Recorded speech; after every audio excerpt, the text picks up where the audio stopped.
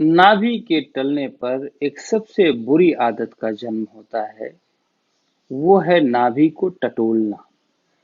बार बार हाथ आप अपने नाभि के पास ले जाते हैं और चेक करने लगते हैं। सिर में दर्द हुआ, आंखों में दर्द हुआ, खुजली कहीं हो गई, पेट में कहीं गैस बन गई, शरीर के किसी भी हिस्से में कुछ भी हो जाए और आपका हाथ नाभि पर पहुंच जाता है और आप चेक करने लगते हैं कि नाभि कहाँ है, जैसे कि नाभि कोई भाग गई हो। कहने का मतलब है कि ये एक ऐसी बुरी लत है जो आप दिन भर करते रहते हैं, हजारों बार आपका हाथ नाभि पे पहुंच जाता है। इसको खत्म करें। मैं उन नाभि के रोगियों से, एक्चुअली ये रोग नहीं है, ये इम्बैलेंस है, तो जितने भी नाभि से परेशान लोग हैं, ये कहना उचित होगा, वे कोशिश करें कि इसे ना करें। यदि वे करेंगे और जो कर रहे हैं ऑलरेडी, उनको मानसिक रूप से ज्यादा परेशानी है देन नाभि। मेरा कहने का मतलब है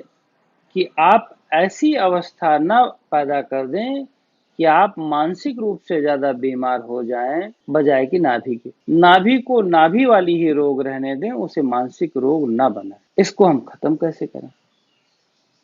तो स्वाभाविक सी बात है, एक आदत को खत्म करने के लिए एक दूसरी आदत का जन्म करते हैं। ये सामान्य लोगों के लिए अप्लाई होता है। तो दूसरी आदत को हम कैसे जन्म कराएं?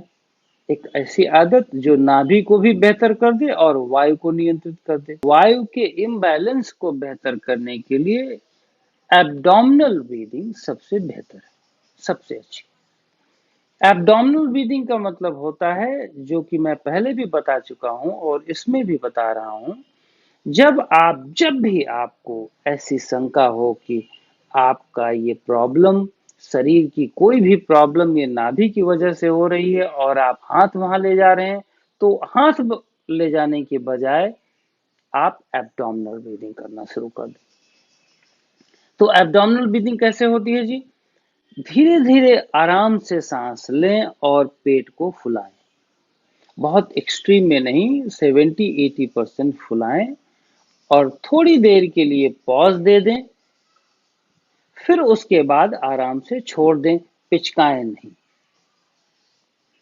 यदि आप इसे 8-10 मिनट, 11 मिनट कर लेंगे, तो निश्चित तौर पर आपकी जो ये टेंडेंसी है हाथ के टच कराने की, वो तो ठीक हो ही जाएगी और नाभि भी अपनी जगह पर स्थित होने लगेगी, वायु आपका नियंत्रित होने लगेगा।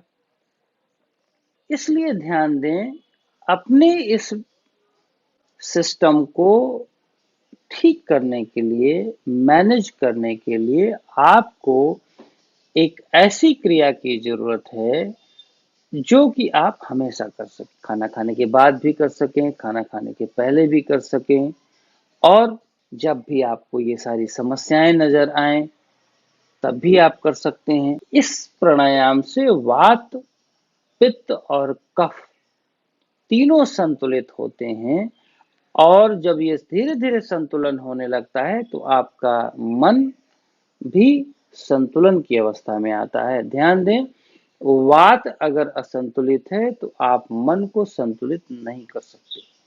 इसीलिए मैंने ये आपको विधि बतलाई कि आप अपने वात को जब संतुलित कर लेंगे तो मन भी धीरे धीरे संतुलित हो जाएगा और बार बार आपका हाथ आपके नाभि पर नहीं पहुंचेगा। और नाभि पर पहुंचने का मतलब है कि आप हाथ को नाभि पे बार बार पहुंचा रहे हैं, वो धीरे धीरे इतनी डैमेज होने लगती है, फिजिकली आप उसे डैमेज करने लगते हैं और मेंटली तो आप डिप्रेशन में आ ही जाते हैं। तो धीरे धीरे आपका एक जो टेंडेंसी बनती है वो डिप्रेशन की बन जाती है। इसलिए इससे बचें और एब्डोमिनल ब्रीदिंग करें। आप देखेंगे 8-10 दिन की जरूरत नहीं पड़ेगी, आपको 1-2 दिन, मैक्सिमम 3 दिन में इसका रिलीफ मिल जाएगा।